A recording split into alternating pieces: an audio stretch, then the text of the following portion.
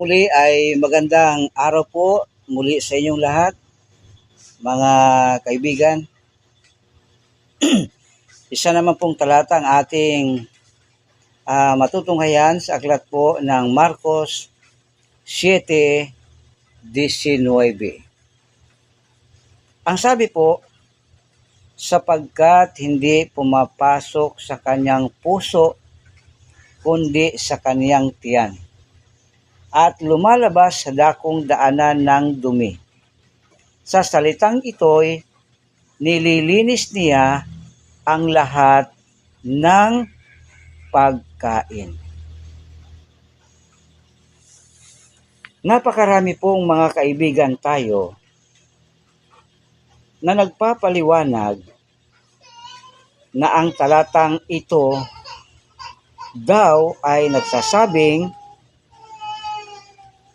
ang mga maruming hayop ay nilinis na ni Kristo.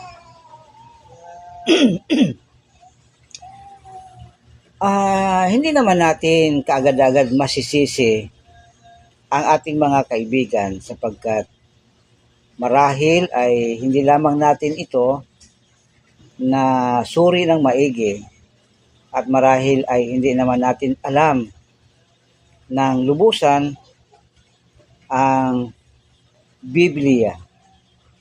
Ganun pa man ay susubukan po natin ngayong magbigay ng tamang pagpapakahulugan. Mahal kong mga kaibigan. Ang Marcos 7:19 ay meron pa pong talatang 18 pabalik sa talatang 1. So, mahal kong mga kaibigan, lagi po nating tatandaan sa pag-aral ng Biblia ay meron pong tamang procedure. Ang tamang procedure, mahal kong mga kaibigan, una, sino po ang nagsasalita? Pangalawa, sino ang kanyang kausap? Pangatlo, ano ang pinag-uusapan? Pang-apat, anong kultura mayroon sila?